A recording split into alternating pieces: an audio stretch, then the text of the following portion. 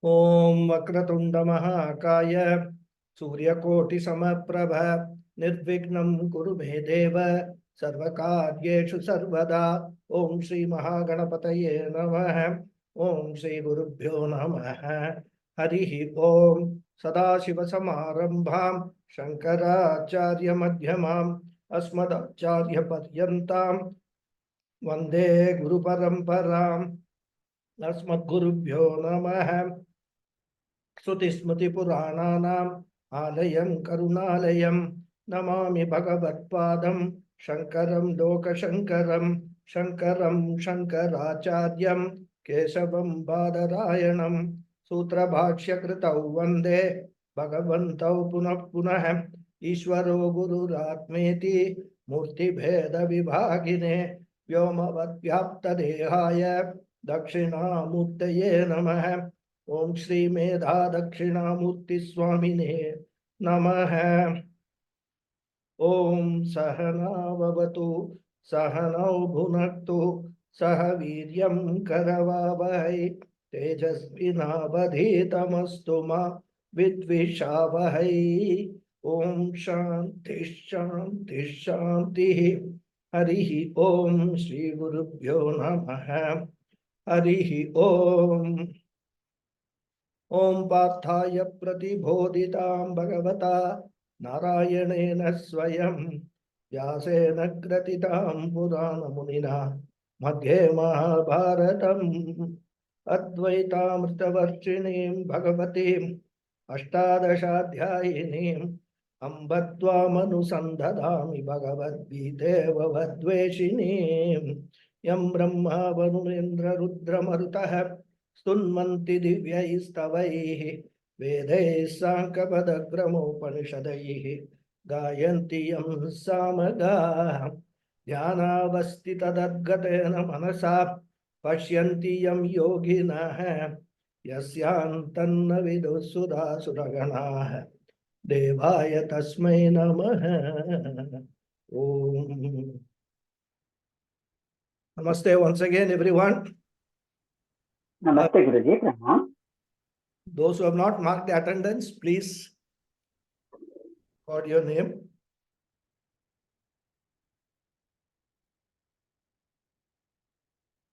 Did Lataji say something?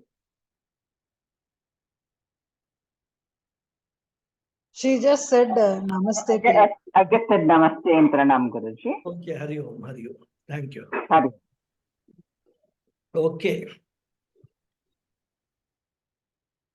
Yoga yukto vishuddhatma vijitatma jitendriyah sarva bhutatma bhutatma kurvannapi na lipyate. So, Bhagavan Krishna, after completing the comparative analysis between Grihastha Ashrama and Sannyasa Ashrama, and concluding that for most people, including Arjuna, Grihastha Ashrama should be the preferred choice. Now, in this sloka, Krishna talks about the sadhanas which everyone has to practice irrespective of the lifestyle one chooses. And he describes the various stages of the sadhanas from a Grihastha's standpoint, because he has already ruled in favor of Grihasthashrama for most people. So he prefers to talk from a Grihastha standpoint, the sadhanas. There are sadhanas for Sannyasa Ashrama also, which we have discussed earlier also. So here he is talking more from a Grihastha standpoint. And as we were discussing in the last class, the first stage is Yoga Yuktaha. Yoga Yuktaha means Karma Yoga Yuktaha. So one should first become a Karma Yogi, as described in the 3rd chapter. If you remember, he gave a 5-point program.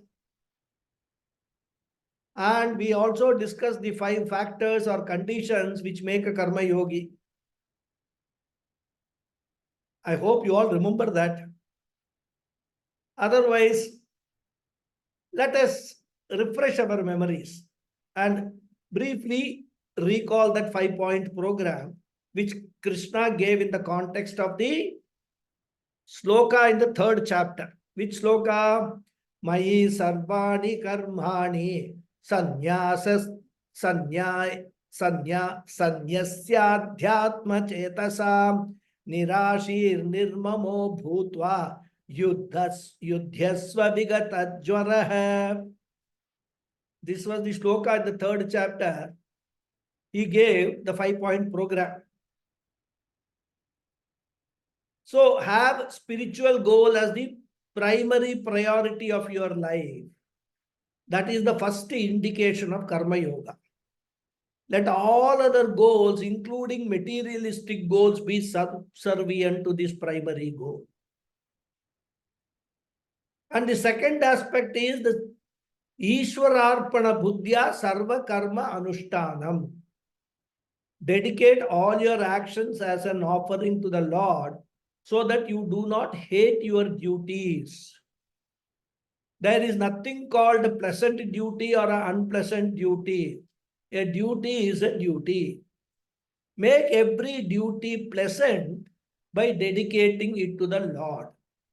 So, Mayi Sarvani Karmani Sanyasya. Convert all your duties into worship. Then number 3, he says, Nirashihi, means be prepared for all types of future situations. Because future is unpredictable and totally not in my control. Amongst the many factors which can influence our future, you are only one of the factors. So this preparation is the 3rd factor of karma yoga. And that preparation is what? Prasada buddhi. Oh Lord, bless me with all that I deserve, which is favorable. If it is going to be unfavorable, give me the required mental strength to accept the result. And of course, work to improve the future. Accept everything that you get as a result of your actions with an attitude of receiving prasada from Bhagavan. So this is called prasada buddhi, or preparedness to accept the future. If this is there, then there is no anxiety at all. Our anxiety in life is always because of we are not prepared to face the future. So we are anxious. Oh my God, what will happen? What will happen? Let whatever happen, I will face it. All that I require is the mental strength to do it, for which I will pray to Bhagavan to give me the mental strength. Then the 4th condition or factor is nirmamaha. Nirmamaha means recognize the fact that in any success, you only play a part. There are infinite factors other than you which determine your success, which all put together, we call it Daivam or cosmic powers. Once you have this attitude, when you know that you are only one small cog in the wheel, it will lead to humility. So nirmamaha means being humble. These are all the hallmarks of a karma yogi. And then the 5th and the final factor is vikata jwaraha. Maintain mental poise, mental equanimity, mental balance, which of course is not very easy. It's very difficult. But if the first 4 factors are followed, the 5th factor becomes almost a natural consequence. Once you follow the 4, automatically there will be a mental balance, equanimity, mental poise, peace, mental peace. So, vigata jwaraha, avoid mental feverishness, otherwise called samatvam, all. Learn to look at everything with the same attitude. We need to keep reminding ourselves these points, because unless we do that, we will lose track. Because like any sports, take the example of sports, or for that matter, any field. If you want to excel in that field, you will have to work very hard. It may involve physical work, mental stamina, to face all sorts of obstacles and all and overcome them. And you need to monitor your progress. For example, let's say an Olympian. If the Olympic is in this year, he will have started preparing for this year's Olympics 4 years ago. He will see the records, who has done. I suppose he is a marathon runner or anything, 100 meters. He said, what was the best timing somebody has achieved? He will try to improve that. Practice, practice, practice. Monitor. Okay, that fellow did 100 meters in maybe whatever it is, 1 minute or some seconds. I will improve it by 1 second every time. That is how they do it. So in spiritual path also, it is no less than running an Olympic. You have to continuously monitor with full awareness in what route you are going. En route, if there are some diversions and all, you must be aware of the diversions also. You must be very careful, because the life that we have led before we came into spirituality was such a loose life, such a, I would call it permissive life, that everything was okay for us. There was no need to make any choices. When you come to spiritual path, you have to make choices. Consciously make choices. I am not going to engage in these things.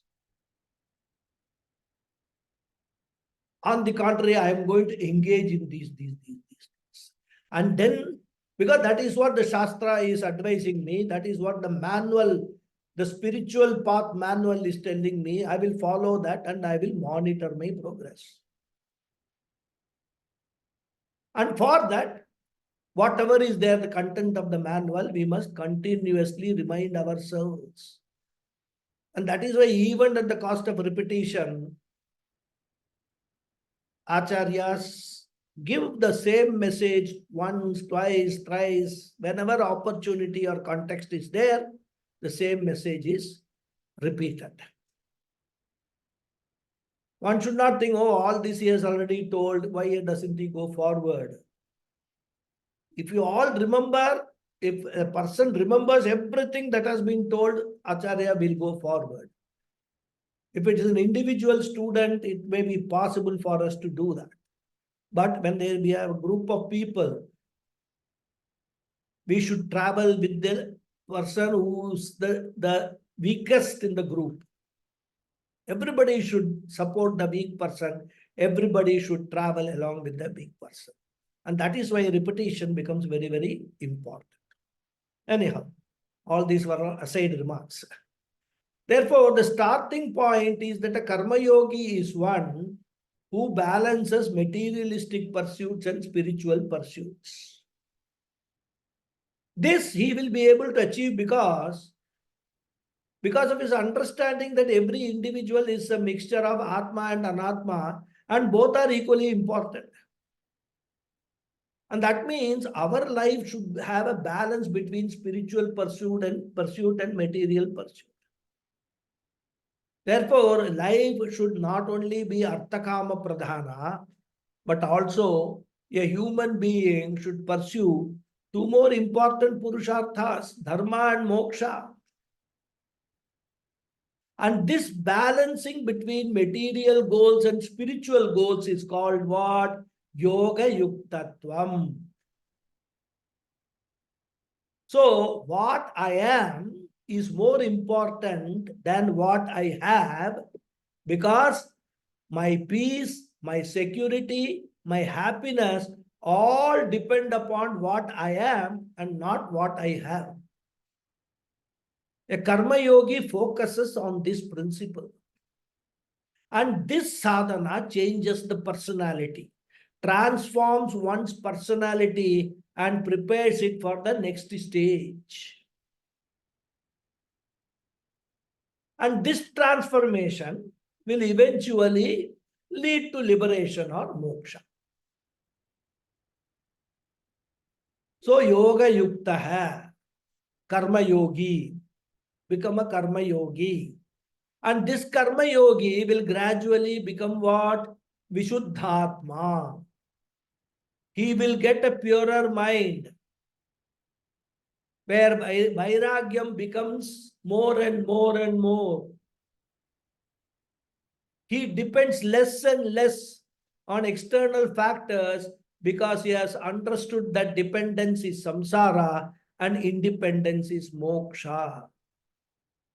Therefore, my aim should not be to move from dependence to more dependence, but my aim should be to move from dependence to less dependence, lesser dependence, not only physically, but also psychologically, emotionally. I should become independent, which is called detachment.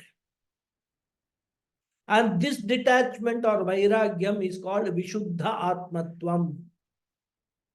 Atma here means the mind. Pure mind. Vishuddha Atma means the pure mind. And developing this detachment or viragasya bhava or vairagya is a very important step arising out of karma yoga.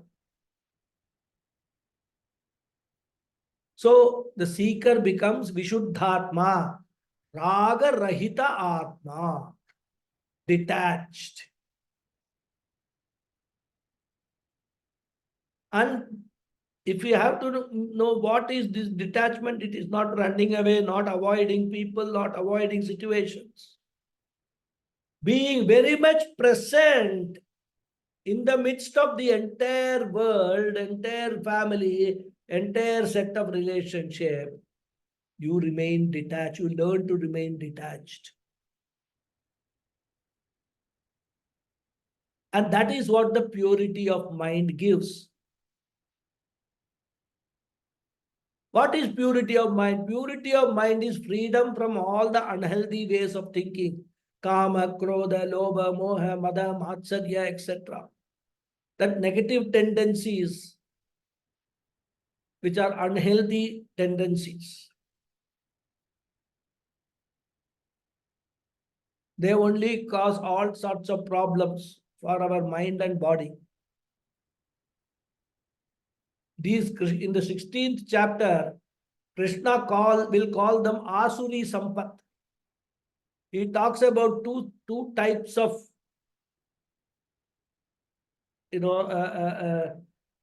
wealth or endowments, you can call. Daivi Sampat and Asuri Sampat. So he emphasizes on the removal of the Asuri Sampat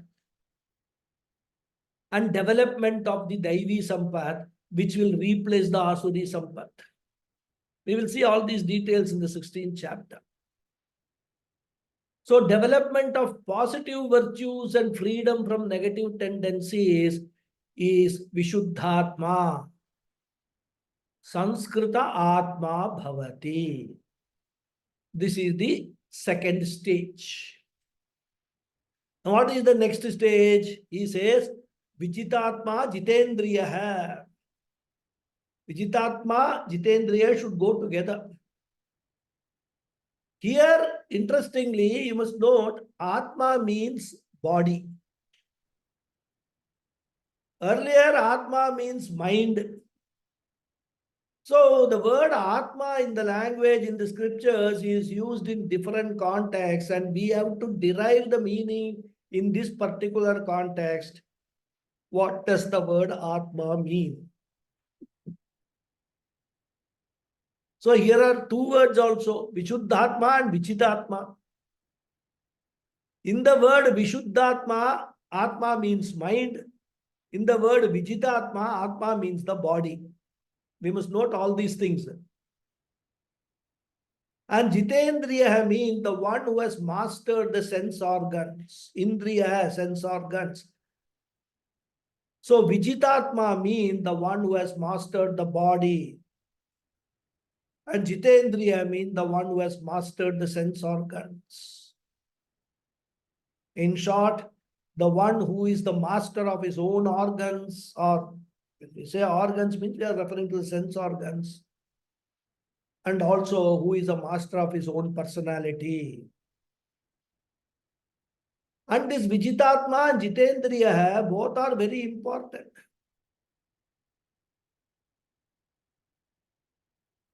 See, all these things we have already seen, those students who have attended the Tattvabodha class.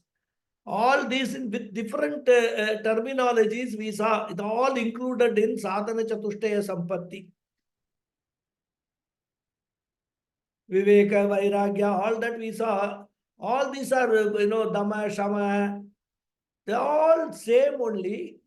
But if you hear Krishna uses different terminologies, that's all.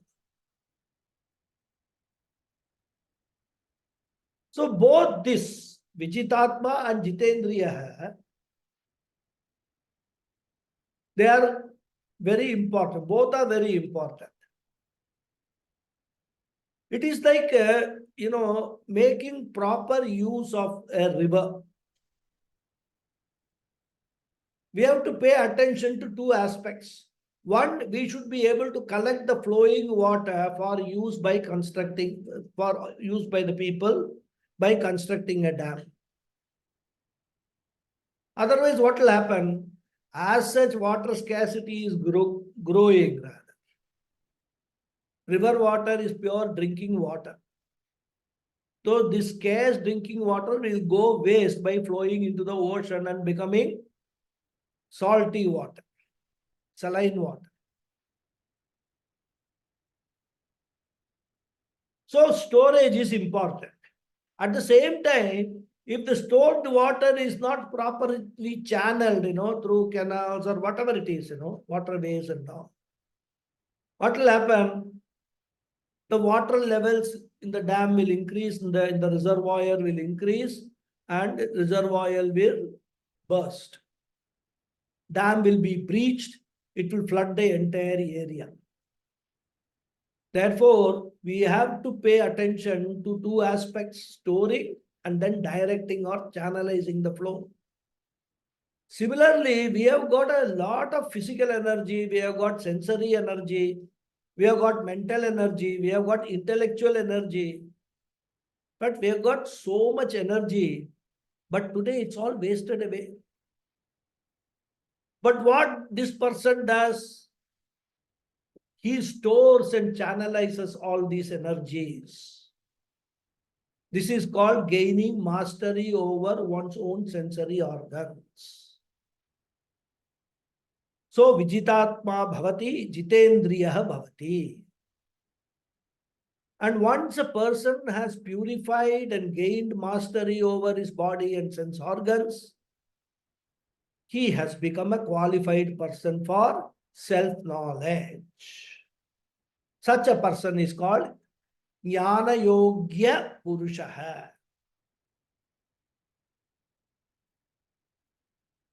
So the precondition for self-knowledge is purity of mind and mastery over the organs. This is Jnana Yogyata. Jnana Yogyata Prapti. So up to this, it was all religion, based upon religion. Our entire religious practices, the sadhanas which are advised in the Veda Purva Bhaga, is all meant for this jnana yogyata prapti only.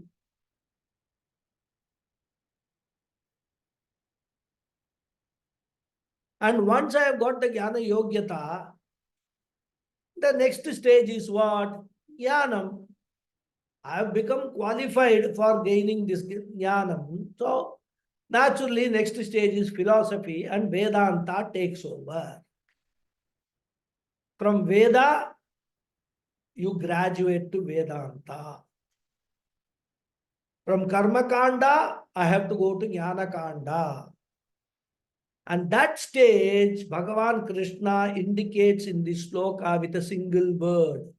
Sarva Bhutatma Bhutatma Bhavati. Bhavati we have supplied.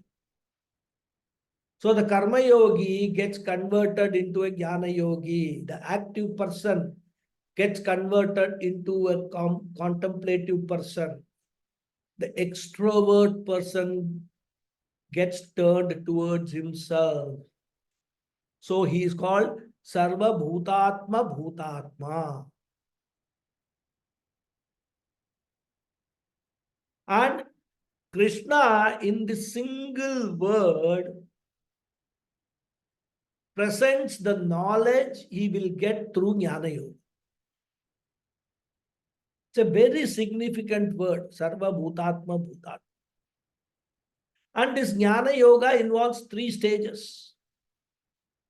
First stage is understanding that I am the consciousness which is different from the body. This is the first stage of consciousness, jnana, knowledge, self-knowledge. I am the consciousness which is different from the body. Whenever you have to bring this into your mind, recall the light example, light and hand example, which I have probably 2-3 times I have repeated. Even though the light is intimately associated with the hand, light is separate entity which survives, which continues even after the hand is removed. Similarly, when I say I am consciousness, consciousness is something independent of the body. All this we have elaborately discussed in 2nd chapter. So you just have to recollect those portions. So this is the first stage. And the second stage of knowledge is, I, the consciousness behind this body, is the same consciousness behind every body. Like the light which is falling upon my face, the same light which is falling upon this laptop, the table, my cell phone, everything. The division belongs to the table and cell phone, and laptop, etc. In the light, there is no division at all. It is one light, one indivisible light, one whole light, one formless light, which is pervading every formed object. Similarly, there is one formless consciousness which is pervading every formed body. This is the second stage of knowledge. So the first stage is I am the consciousness behind my body. Second stage of knowledge is I am the consciousness behind every body. And then there is the last stage, third stage, which Krishna does not reveal it here, but he will tell it in some other context.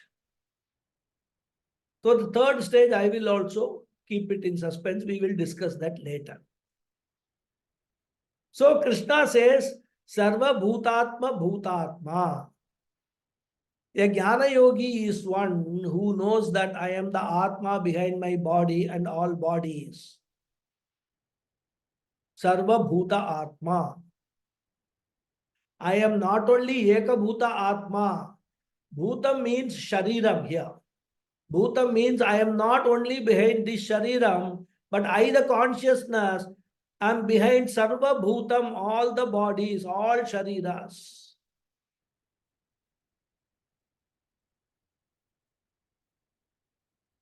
And Krishna will emphasize this again in the 6th chapter. 2 slokas.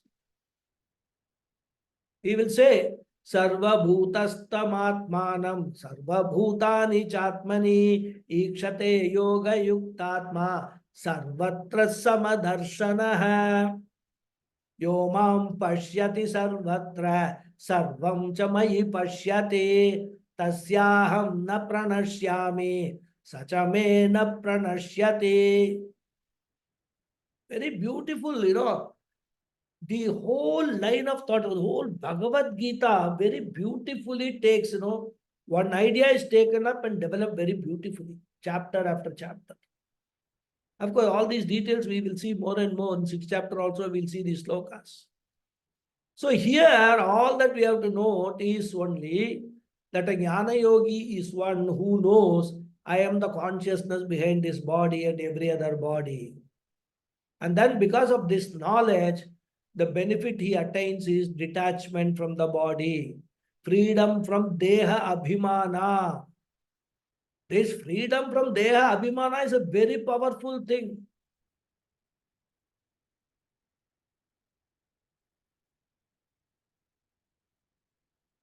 In normal conversation, I will never say that I am Atma and I am having this body, I am having is incidental, etc. I will always say that I am the body. Because even if I don't say I am the body, every detail I give about myself is only from the standpoint of the body, isn't it? First, I will tell my age. In case of some people, it may be a real age or assumed age also. Now, I don't want to disclose my real age. That also is because of this Deha Abhimana only. And when I say my name is so and so and so, I am son or daughter of so and so, I hail from so and so and so. All these descriptions are from the standpoint of the body only.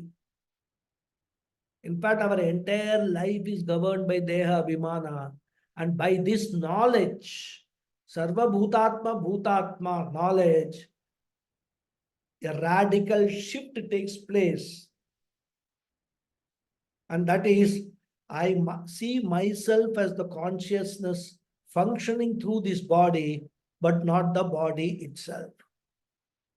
And it is all only for myself. It is not to advertise to the world that I am a Jnani. As I told you, a person who claims himself as a Jnani in the world knows nothing about Jnana.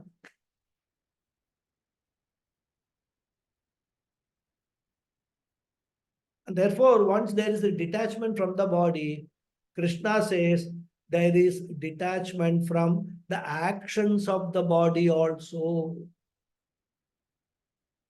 Deha abhimana tyagaha leads to karma abhimana tyagaha also, because what is our current understanding? All karmas I am doing, this body is doing, they belong to the body alone. And therefore, when I identify with the body, necessarily I will identify with the karmas also.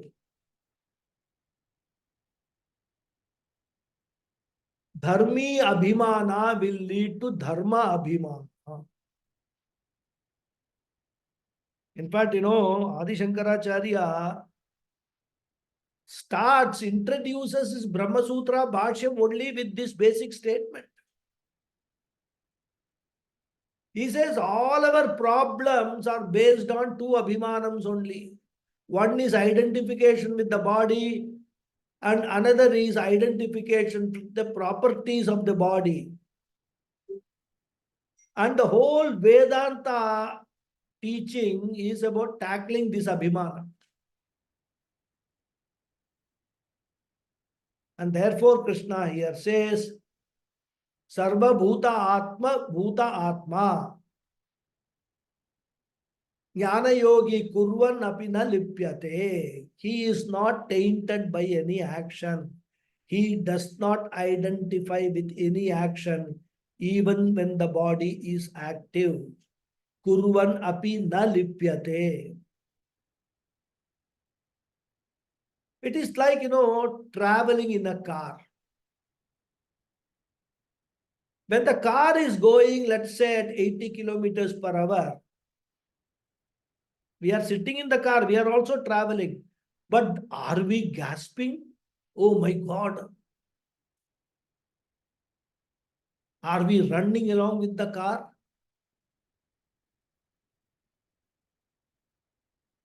We are in the car. We are also traveling at 80 kilometers per hour. But the fast running belongs to the car, not to us, even though we are in the car and we are traveling.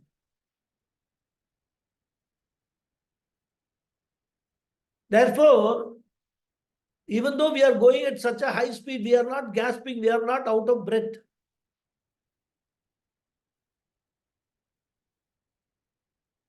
Similarly, a jnani does not have karma abhimana. He knows that his body is doing so many actions, but he also knows that that is the property of the body. Let it do. I have got nothing to do with it. I am sitting inside the body happily, like I am sitting in a car. So he does not have karma abhimana, or what we can call it ahankara abhimana abhavaha. But third chapter also Krishna talked about this.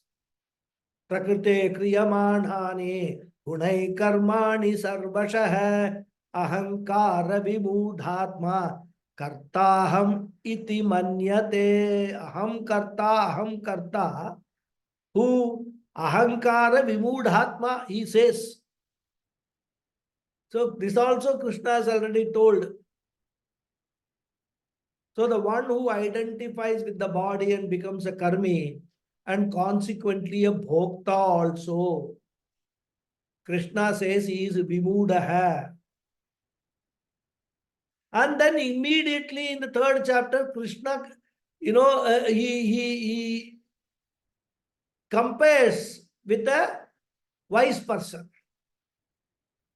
Tattva vittu mahabaho guna karma vibhagayo guna guneshu vartante iti matvana sajjate. So the wise person knows, okay, the nature of the body, the function of the body, mind, sense complex is to continue doing karmas. Let it do. I have nothing to do with it. I am only an occupier of this body. I am not this body, mind, sense complex. So a jnani is one who is able to identify his own body as part of this creation. Just as I look upon several other bodies as part of this creation, which are all subject to arrival and departure. I read the obituary columns in the newspaper, of course, with some sympathy, but with total detachment, isn't it? Just as I am objective with regard to other bodies, a jnani also becomes objective with regard to his own body. Because the problem is we are all very great philosophers with regard to somebody else's death. We will say, oh, poor guy died, but then one who is born has to die one day. One day all of us have to go, etc. And all we will talk very high philosophy. As if we are revealing the nature's truth for the first time. And we are able to say that because we are objective with regard to all other bodies. But when it comes to our own near and dear ones, we lament, we cry, beat our chest. We say, why he or she had to go? Is this the age to go?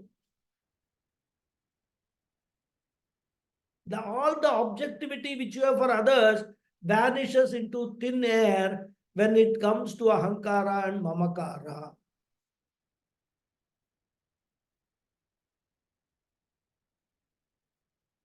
When you are objective, you will accept all the natural laws.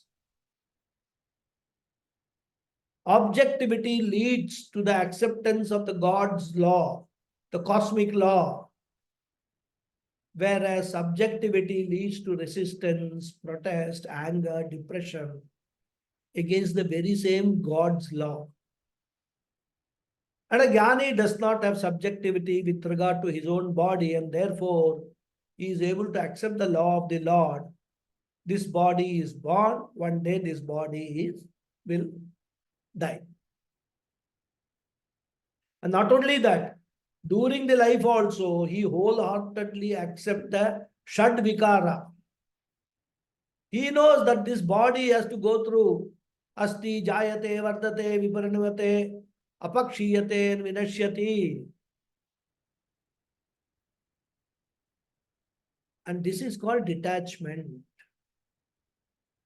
Objectively looking at my own body, understanding this is the way this body will behave, and not get worked up over it.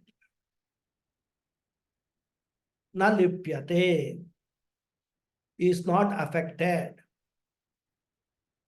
And this is explained in the next two slokas, which we will take it together. Okay. That's a continuation.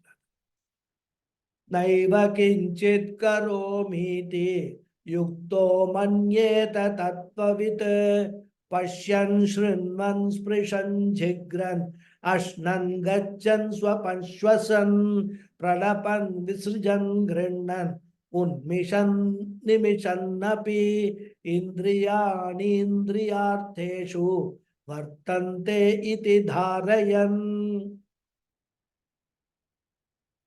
Very profound again. The Anvaya of this sloka is Api Pashyan Shrinvan Sprishan Jigran Ashnan Gachan Swapan Shwasan Pralapan Visrijan Grinnan Unmishan Nimishan. युक्त है तत्वविद मन्येत अपि न करोमि किंचित एव इति धारयन् इति इंद्रियाणि वर्तन्ते इंद्रिय अर्थेषु. अपि पश्यन्. Api actually should be taken with all the actions which is being described here. So we'll start with Api. Api Pashyan, even while seeing, Shrindvan, hearing, Sprishan, touching, Jigran, smelling, Ashnan, eating, Gachan, moving, Swapan, reclining or sleeping, Shwasan, breathing, Pralapan, talking, Visrijan, evacuating, that is discharging, Grindan, receiving, Unmishan, opening the eye, Nimishan, closing the eye. Yukta hai tattvavid, the disciplined knower of the truth. Manyeta, understands. Nakaromi, I do not do. Kinchit eva iti, anything at all. Dharayan iti, bearing in mind that indriyani, sense organs, vartante, remain, indriya arteshu, in the sense objects. So even while seeing, hearing, touching, smelling, eating, moving, sleeping, breathing, talking, evacuating, opening the eye, closing the eye, etc., the disciplined knower of the truth understands that I do not do anything at all, bearing in mind that the sense organs remain in the sense objects.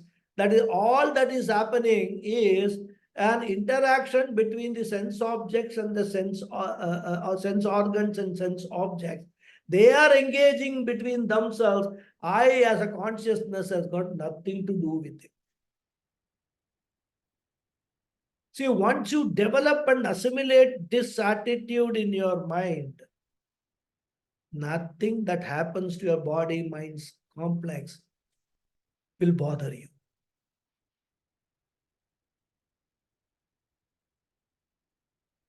So here the wise person's way of life is talked about, which is the result of Jnana Yoga.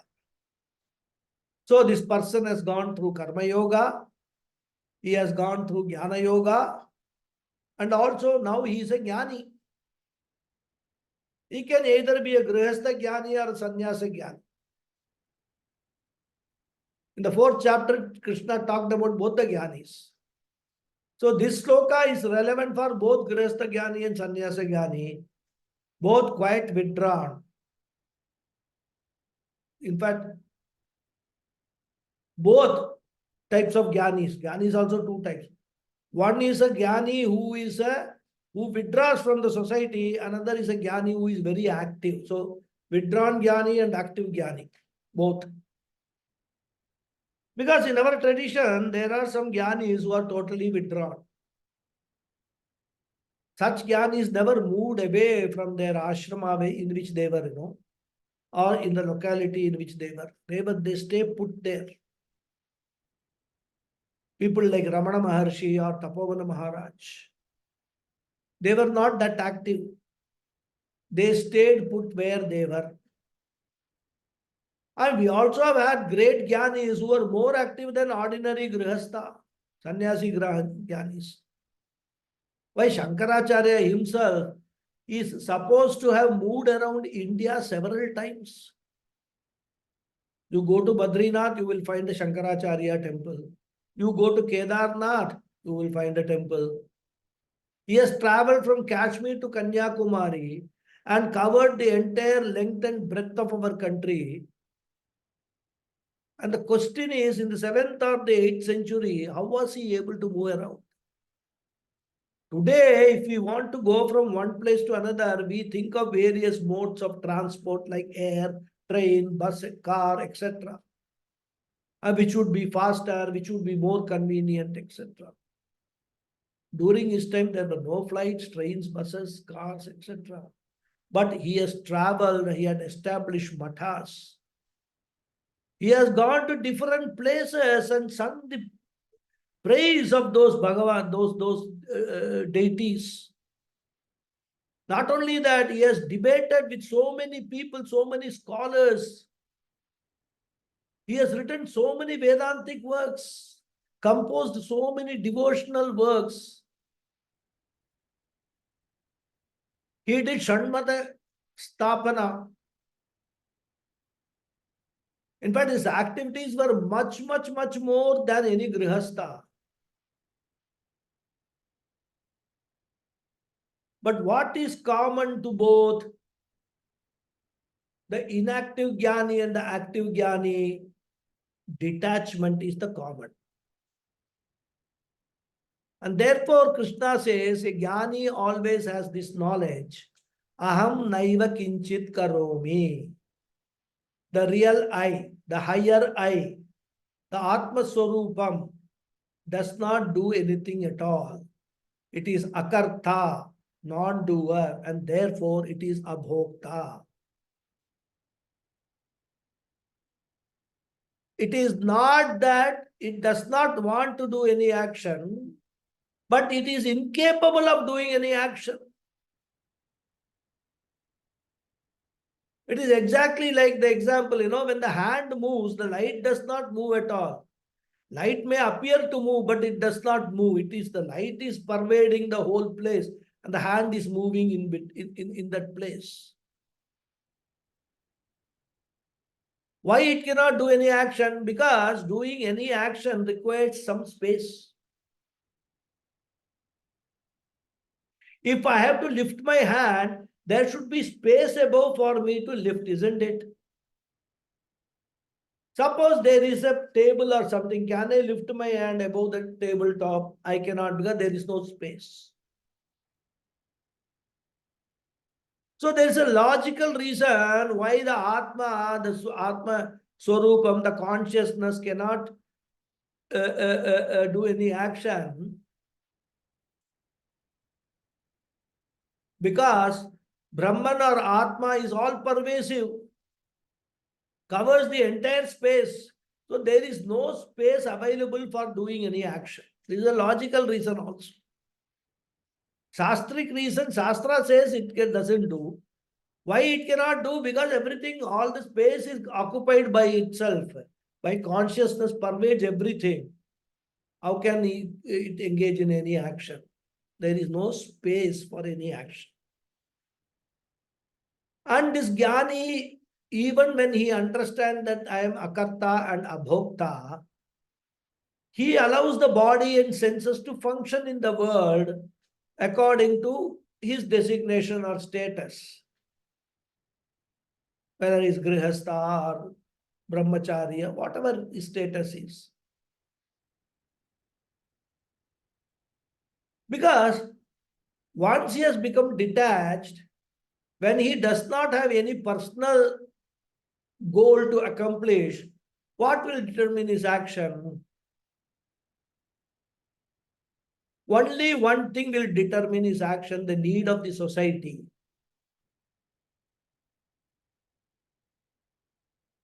Because a Jnani does not have anything to accomplish. He is a Purna Purusha. He knows I am Purna. I don't need anything more. He is a Kritakritya. Therefore, in the absence of any personal benefit, the only motivation for his action will be love and compassion towards society, the suffering society, the ignorant society, the confused society. And his jnanam naturally brings out that love and compassion. As Puja Swamiji used to beautifully say, we need not acquire love because the innate nature of everyone is love. Innate nature of everyone is compassion.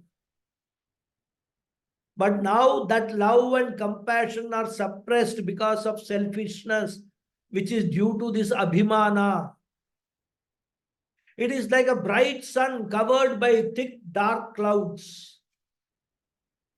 When the winds of Vedanta knowledge blow away the clouds, when the abhimana goes away, the bright sun lights up the whole place. Therefore, he does not require to acquire love and compassion. What is already acquired and was unmanifest becomes manifest. And this love and compassion expresses itself in the form of action, which is required.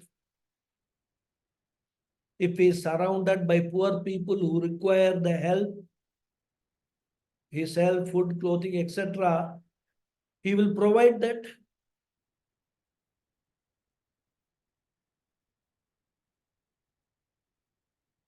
If somebody comes to him for guidance to gain moksha, he will give the teaching. He will take him as a shishya and give him the moksha package, what all it involves. So, bhukti mukti pradhata cha tasmai Sri Gurave Namaha. So if money is required, whatever money he has, he will give. Food is required, he will give.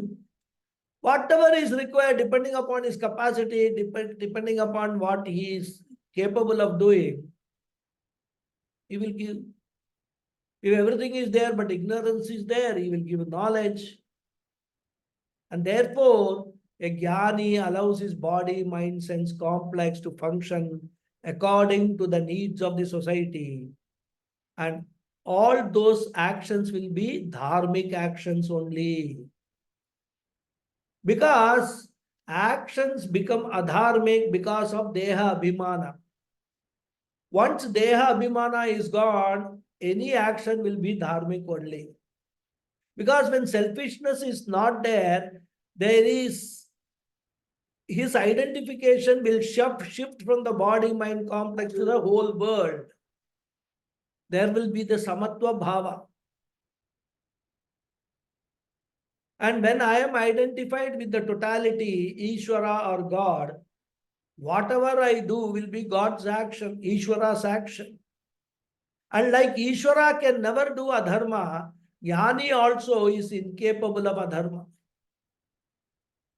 Therefore, his actions will continue as usual. What are the actions? There are myriads of action every one of us do. Even if you are asked to write down how many actions you do in a day, it will be impossible for you to recall. Because some of them we are aware of, but they are minor.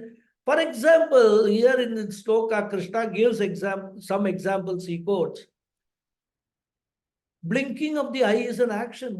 If you ask what action you have done today, suppose I tell you for 5 minutes, keep quiet and don't do anything. Just keep quiet, hands tied, etc.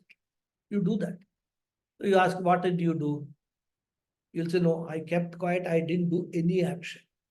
But he will forget that there is an action going on, which is his eyes have been going up and down. Breathing is an action. We don't recognize that. So here Krishna gives some examples based upon some basis. I'll tell you the basis. He says, Pashyan, Shrinman, Sprishan, Jigran, Ashnan. These 5 indicate Pancha Jnanendriya Karmani. Pashyan, seeing, Shrinman, hearing, Sprishan, touching, Jigran, smelling, and Ashnan, tasting. Here, of course, Ashnan means eating. Here we have to take tasting. The tongue is involved. So, Jnanendriyas continue to do their karmas. Then, similarly, he allows the karmendriyas also to function. And what are they? Gachan, Swapan, Shwasan, Pralapan, Visrujan, Grinnan, Unmishan, Nimishan. They all indicate karmendriya karmani. Gachan, moving around. Swapan, reclining, taking rest, or even sleeping. Shwasan, breathing in and out. Pralapan, talking. Visrujan, excreting. Grindan, taking hold or receiving. Unmishan, nimishan, opening and closing of the eyes. All these actions will continue. There will be no change in action. It is not that after jnanam, he will have some special accomplishments or endowments that he will be able to walk with the hand standing upside down. He will be able to walk on the water, cross the river from here to there without any aid, walking on the water. It is not that he will start eating through nose or ears, etc. There will be no difference. He will eat with the same mouth, he will chew with the same teeth, everything will be the same. And Krishna again talked about it. Arjuna asked the second chapter, Sthita Prajnasya ka bhasha samadhistasya keshava sthitadhir kim prabhasheta kimasita vrajeta kim. Because many people have got a notion that a jnani must be different from other people. Some difference should be there, we say. Some physical difference or some kind of a language difference we expect. Or we expect a jnani to all the time sitting with closed eyes, etc. Some think that jnani being an Ananda Swarupa will always be laughing, jumping around and all that. Or some others think that a jnani being in the meditative state will always be in the samadhi state. He will not talk to anybody. They have got lot of all kinds of funny notions. And then we conclude that if anybody is very normal like other people, this person cannot be a jnani because he is no different from others. They don't realize that jnani is one who has jnanam. Other than that, there is no difference at all in his activities. And this jnanam brings about a radical attitudinal change towards life situation.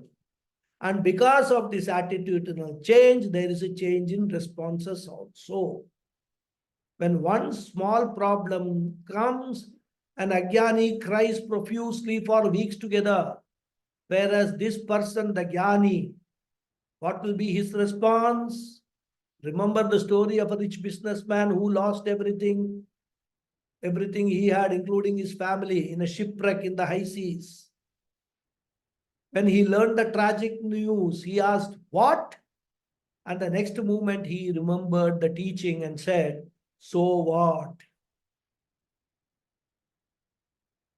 So this is the difference between Jnani and Ajnani. I think I will stop here. Already 2-3 minutes over. We will continue in the next class.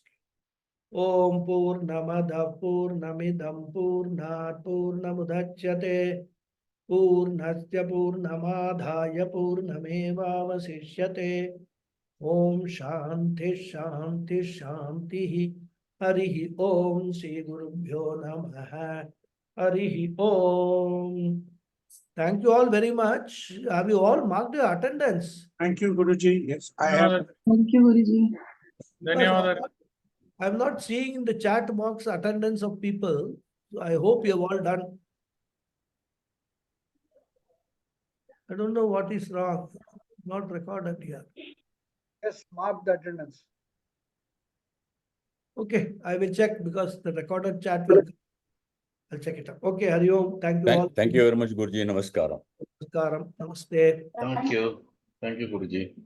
Thank I you. have done, Guruji. धन्यवाद Thank you, Guruji Guruji. Thank you Guruji Thank you. Hari Om.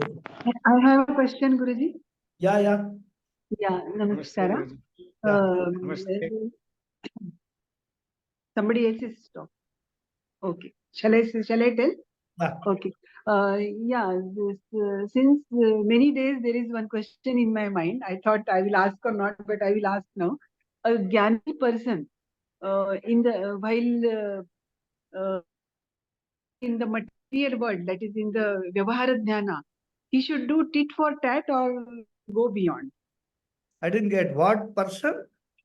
A Jnani person, Ah, but spiritual point of view, a Jnani, whatever now you described right now, that Jnani person in the material world, while conducting with the material world, that is Vyavahara Dhyana, he should do tit for tat or go beyond.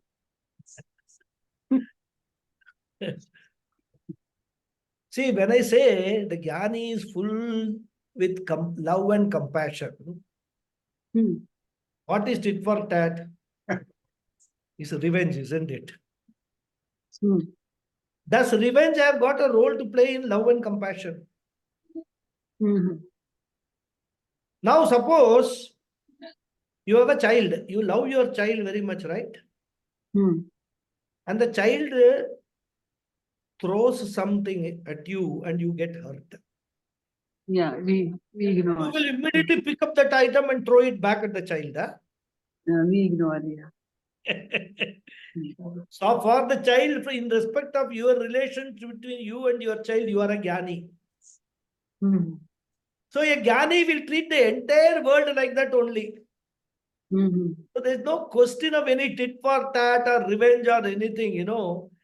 These all impurities in his mind has already gone. Hmm. But if people start taking disadvantage of that aspect, then What aspect they will take disadvantage? If they will take advantage of his body, mind, sense complex, correct? hmm. Jnani is no longer identifying himself with that. Hmm. If somebody is hurting his body, Hmm. what will be the Jnani's attitude? He will not say, they are hurting me. Hmm. He Body will say, mind. they are hurting my body. My body is Okay. suffering. And that is because Jnani, he has gone through all karma yoga, everything. He understands law of karma very well. So Jnani will think that this body has to suffer whatever is being done because of the karma which this body did earlier. Hmm. So I have nothing to do, Hmm. isn't it? Hmm. Okay. So Jnani these are all the changes in the attitude we have to bring. That is what the Jnanam does. That is what the self-knowledge does. These changes in the attitude, this transformation, Hmm. it brings about this transformation. And that is how he is a Jnani. Otherwise, physically, if you see, there is no difference. He Hmm. is going to eat the same food that you are eating. He is going to go to take the same bath with the same water, everything. There's nothing special. Hmm. What is different is the way he perceives the world, Attitude. the way he interacts with the world, the way he responds to situations in the world. Hmm. That becomes totally different. All our sufferings are because of our responses, our type of interactions, our understanding of what the world is. Once you change that Mhm. understanding, you are a Mukta Purusha. Hmm. That is what the whole Vedanta is all about. Hmm. Think about that change in our understanding, change in our attitude. Hmm. All the sadhanas are. Yeah, got it, Guruji. Thank you. Thanks a lot. Thank you. Thank you. Thank you, Guruji. Namaste. Namaste.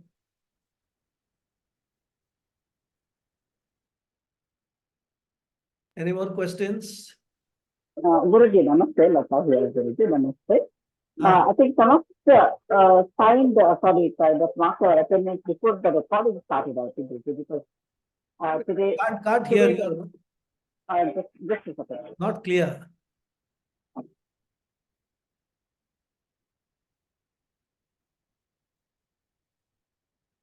Uh, I- uh, some of us marked the attendance before the recording started, I think, Guruji.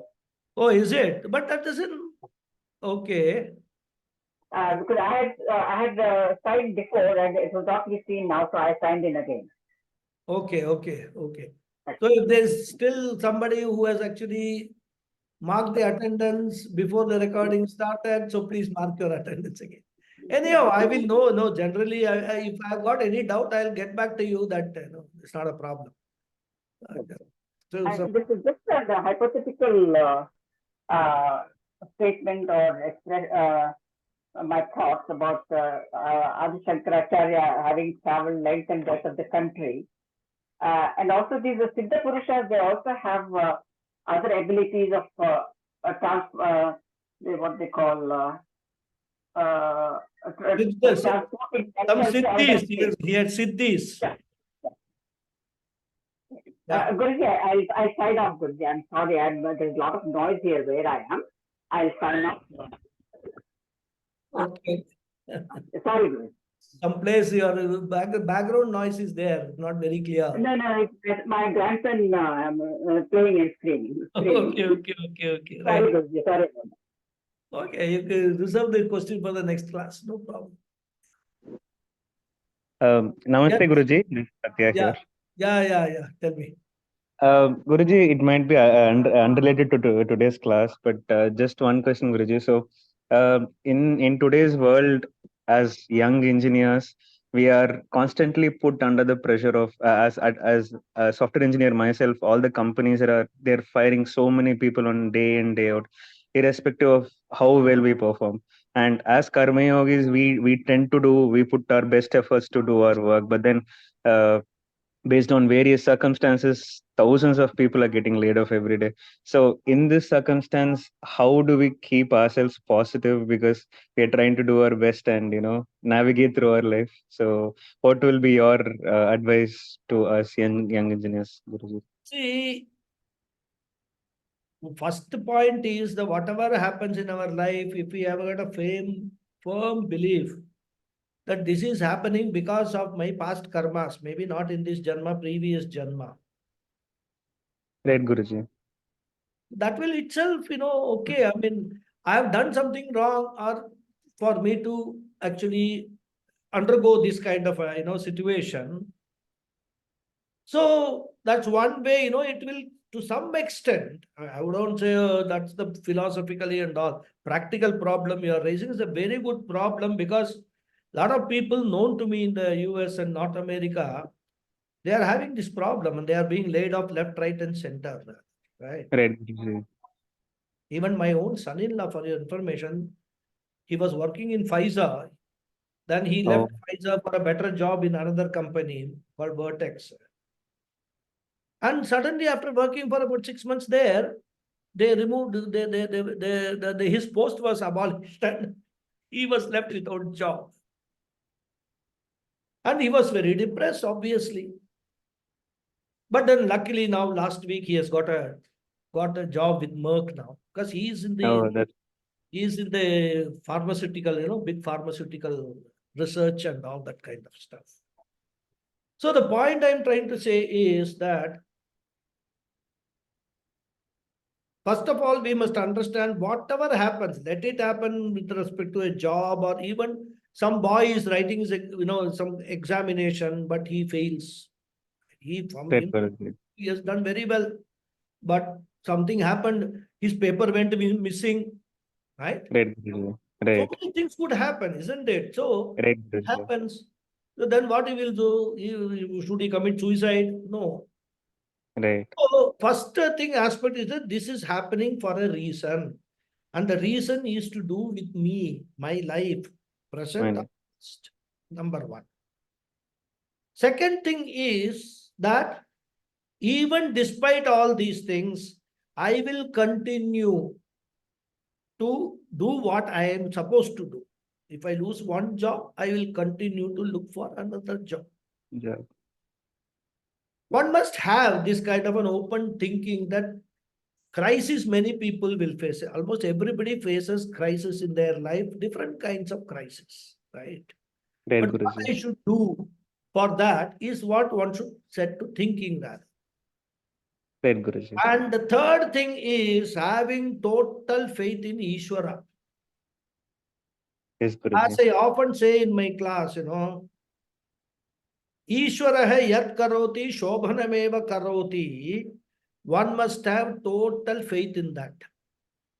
Because many times I can tell you, what you are perceiving today as a setback actually turns out to be a boon for you. A blessing in disguise, Guruji. Yeah? A blessing in disguise. Blessing in disguise. And I can tell you from my own personal experience how Okay. things happened with me when I face similar problems, right? Great, Guruji. And when I look back, I feel that what that happened was correct. It was good for me that that happened. If that had not happened, I would have been doing something else which I would not have wanted. Great, Guruji. Very, Great. very solid example. I will tell you, I was a very, very serious aspirant for civil services. Oh, okay. I appeared in IAS examination. The third time I passed the return, I went for interview, UPSC board interview. Everything happened. Okay. I was very hopeful that I will become an IAS officer. But when the result came, my name was not there. Great. I mean, I was 27 years old and I felt that the entire earth around me has collapsed. I've gone, finished. No more career, because that's the only career I was betting on. Great, Guruji. Right? So this happened the one whole day. I locked up myself in a room and I cried. Great, Guruji. Okay. Did not eat, did not do anything, just cry, cry, cry. What to do? My life is completely gone now. I was a clerk in the government service at that time. So my whole life is I'm going to be a clerk. Nothing will be there. Like that I have done. But then the next day I said, let me do one thing. I've been focusing on this. Now, if I want to go for some other career option, I am only an ordinary graduate. I have no professional qualification. Great, Guruji. And when I evaluated, there was only professional qualification which I felt was worthwhile doing was cost accountancy, Okay. ICWA. So I enrolled myself for ICWA. Advantage of that was that you can give examination. You need not attend, any classes or anything, and you need not do any articleship under another person and all that. Okay. Enrolled myself, studied cost accountancy. Okay. It took a long time. I mean, because working and studying is not that easy, right? Yes, Guruji, definitely. Meanwhile, after 2 years of this IAS debacle, they announced this recruitment of probationary officers in nationalized banks through open competitive examination. Oh, okay. Till such time, banks were recruiting privately, on their own. There was no open examination, and people who did not have any godfather, godmother never got an opportunity. Right. This happened in 79. So the first moment I got to know, immediately I applied. I took State Bank of India examination, Canara Bank examination, Syndicate Bank, not Syndicate, Punjab National Bank examination. Okay. And I got selected in Canara Bank. And what helped me in select? All my preparation which I did for IAS Yeah. helped me here in the Canara Bank selection as probationary officer. Wow. After that, my life has been an upper trajectory, But banking service, very good service. Then I got, because of my Canara Bank experience, I got invited to join Standard Chartered Bank. wow. So when I look back that if I had become an IAS officer, what would have been my condition? Right, Guruji. Especially given this political kind of, situation. Pressure. Right. But now I am very happy. In fact, I have all the money that I want in my life, including future, my children and all, enough money I have made in my bank legitimately only, No, I Right. had a good career, became the CFO of Standard Chartered Bank in India and all that. Everything worked out well. So that is why, it's a very grave example which I tell people, never ever get disillusioned or, even I told my son-in-law also the same thing.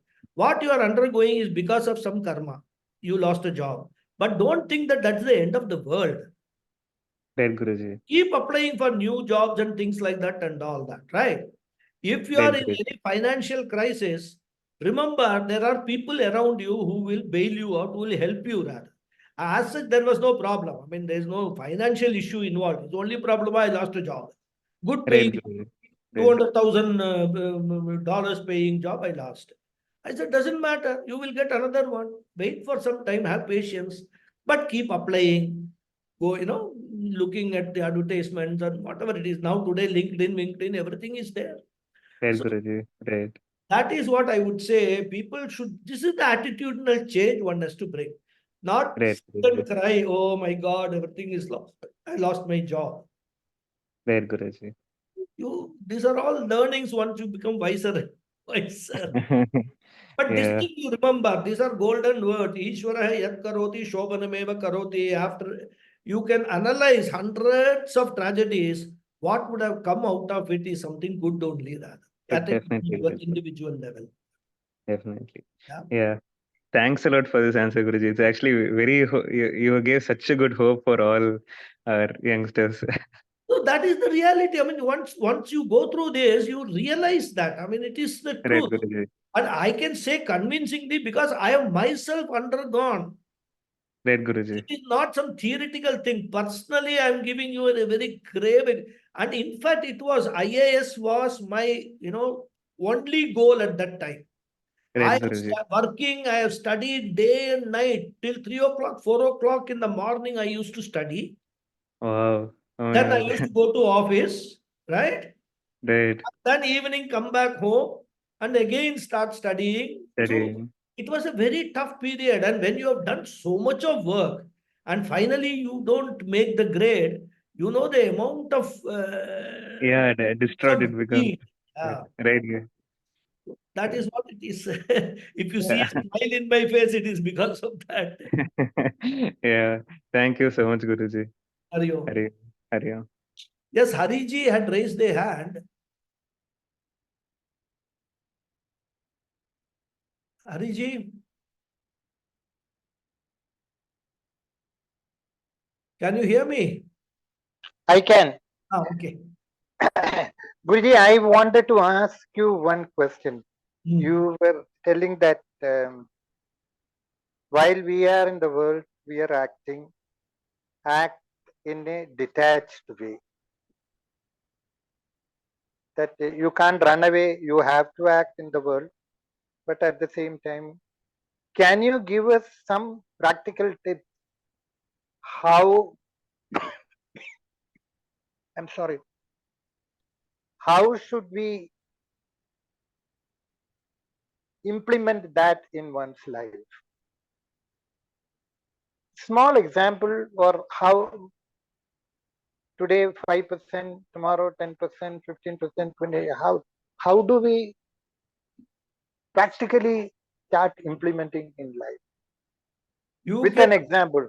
you cannot start implementing these things in your life as long as you are carrying lot of impurities in your mind. Unless you reach a certain degree of chitta shuddhi, it is not possible to work on all these things. So the route is karma yoga, karma yoga, karma yoga for such a long time, with all the 5 points, that are 5 aspects which I repeated in this today's class, that attitudinal change should come. So when he said Vishuddhatma, he says you should become a Vishuddhatma. Don't just say, oh, my mind is pure. Your mind is not pure. The moment somebody abuses you and you become angry, enough impurity is there in your mind. You have to get rid of that first. For that only these sadhanas are required. All this is what I am saying is meant for a jnani, not for a ajnani samsari. We are all ajnani samsaris now. What Bhagavad Gita says is that this is all the things that you have to do. This is the roadmap. You have to travel through this path if you want to reach that destination. So if you ask me under the present circumstances what I should do, you can't do anything, because first you have to make a change in your attitude, in your purify your mind from kama, krodha, lobha, moha, mada, matsarya, all have to be diluted sufficiently in your mind. Then you don't need to do anything. These things will automatically happen. That is what it is.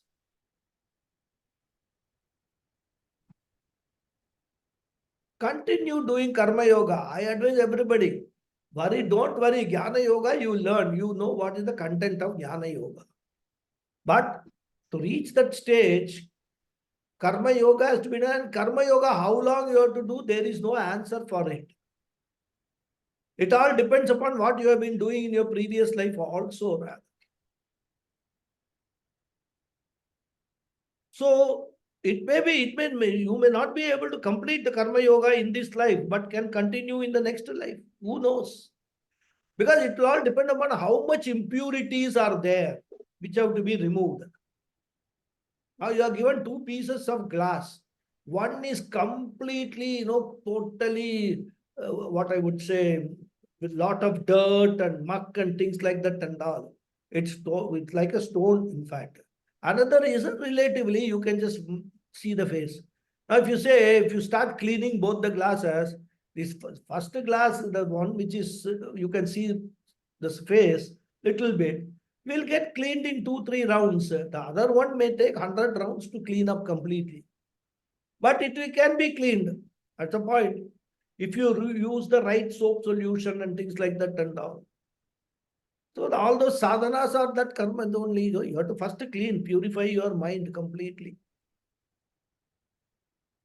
That is the way, Otherwise, if we start whatever Krishna is teaching, if we think that we can from tomorrow start doing these things, that will not happen. So first thing is you become yoga yukta hai. So karma yoga yukta hai, you must become first condition, first stage. That let us see. After that we will see what is it that I need to do. Yeah. Okay. Hari Om. Hari Om. Hari Om, Guruji. Hari Om. Okay. Thank you all very Hari much. Om. Good See you night. in the next class. Good Hari night. Om. Thank you. Hari Om Guruji. Thank you. Thank you. Hari Om.